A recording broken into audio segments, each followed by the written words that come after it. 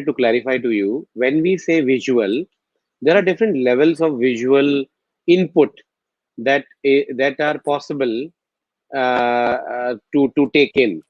When you say visual routine following, you are actually looking at a little higher level of visual input, much more cognitive way of taking visual input.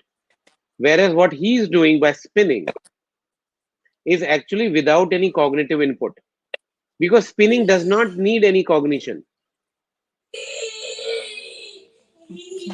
So his visual routine following is not going to fulfill his visual sensory need.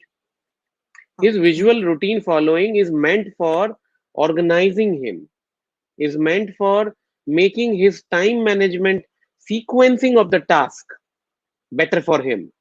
So it should be used, has to be used for sure. But what I'm saying is his visual routine following is not helping him with his visual sensory need.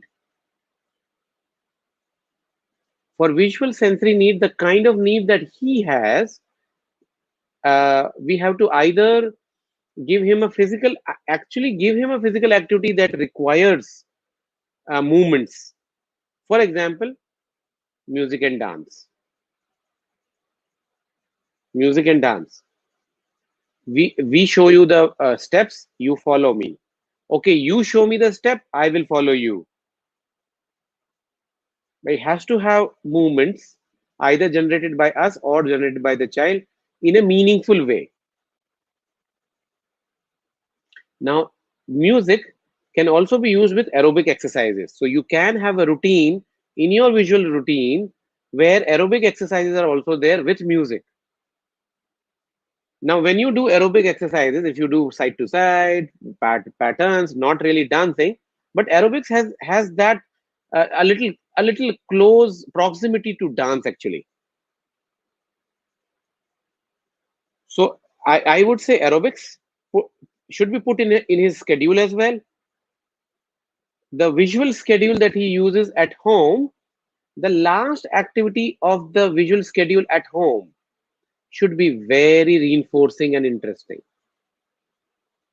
He has to he has to look forward to the last activity. If he is looking forward to the last activity, then he is going to follow the routine, isn't it? Because he wants to reach to the last one. It is possible. You have to check the visual schedule of visual routine of school. Maybe the visual routine of school at the end has going home. Fine. So for him, I'm following all the things because I want to go home. Now, your visual routine at home, you check what is the last activity, and it should be very interesting. It should actually have a mobile phone for 2 minutes. Then you tell him first activity, second, third, then we give the, and then you have to actually give him the mobile. Then you'll have to give him the mobile. You can pre-decide the minutes that you would like to use it, but when you combine it with a visual routine, following the visual routine, I was talking about the hiding part. I think hiding part is only his intelligent way of telling what is there in it for me. Why am I following a routine? And we have to give them a reason of following a routine. Why should they follow a routine, right?